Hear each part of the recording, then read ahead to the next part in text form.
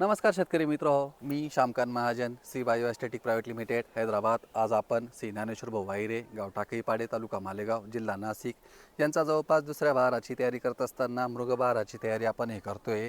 मागील वर्षी आपण श्री बायोच्या माध्यमातून ह्या प्लॉटमधून जवळपास 5-5.5 टन माल 100+ रेटने विकलेला आहे. आपल्या या प्लॉटला या पंचक्रोशीमध्ये कोणत्याही प्रकारचा तेल्या प्लेग हा रोग नव्हता, त्याच्यामुळे आपला हा प्लॉट यशस्वी झालेला प्लॉट आहे.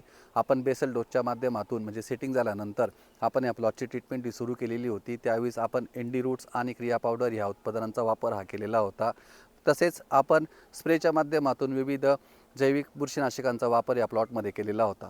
चालू वर्षी जे शेतकरी बांधव मृगबहाराची तयारी करतात ते खास करून आपण एप्रिल, मे, जून या 3 महिन्यामध्ये आपण अर्ली मृगबहार असं आपण म्हणू शकतो. मोठ्या प्रमाणात झालेला पावसामुळे आपल्या परिसरामध्ये मुबलक पाण्याची व्यवस्था असल्यामुळे बरेचसे शेतकरी मागील वर्षाच्या अनुभवानुसार, कारण की मागच्या वर्षी मे महिन्यामध्ये 17 दिवस पाऊस झाल्यामुळे आपले जे प्लॉट छाटणी केलेले होते, काही प्लॉट चौकी स्टेजमध्ये होते, काही प्लॉट हे फ्लॉवरिंगमध्ये होते, त्या प्लॉटांचं मोठ्या प्रमाणामध्ये नुकसान झालेलं आहे.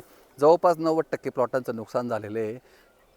जे प्लॉट चौकी स्टेजमध्ये होते किंवा फ्लॉवरिंग स्टेजमध्ये होते, अशा प्लॉटांनी वॉटरशूट फेकून दिली मोठ्या प्रमाणात असलेला पाऊस व सातत्यपूर्ण असलेल्या ढगाळ वातावरणामुळे.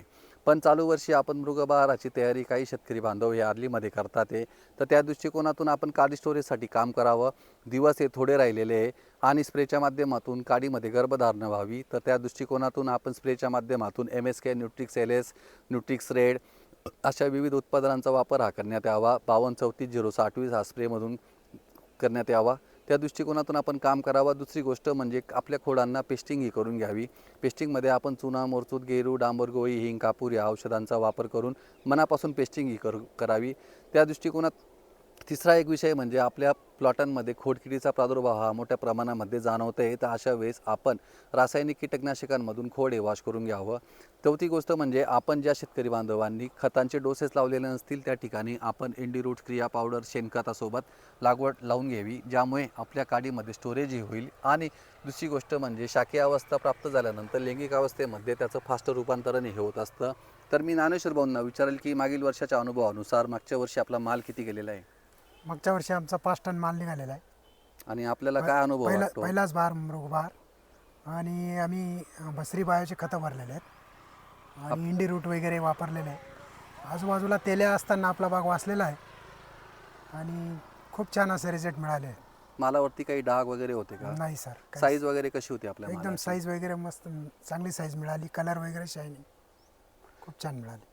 तर मृगबहारातील खास करून डाळिंब उत्पादकांना मी सूचित करेल की आता आपल्याकडे थोडे दिवस हे राहिलेले आणि या थोड्या दिवसांमध्ये आपल्याला नंबर ऑफ स्प्रे हे स्टोरेजच्या हिशोबाने वाढवावं लागतील. 5-5, 6-6 दिवसाच्या गॅपने हे करावं लागतील.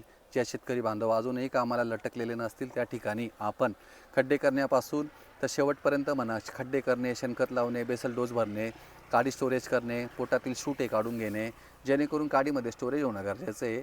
आणि मृगबहाराची तयारी करताना आपण मागील वर्षाचा अनुभव हा लक्षात घ्यावा. जर आपलं झाड हे लैंगिक अवस्थेमध्ये प्राप्त नाही झालं, झाड हे शाकीय अवस्थेमध्ये जर निघून गेलं, तर नक्की आपल्याला केलेल्या खर्चामधून काही उत्पन्न मिळणार नाही. तर आपण मनापासून काम करावं, एवढीच आपण या व्हिडिओमधून सांगण्याचा प्रयत्न होता. आभारी.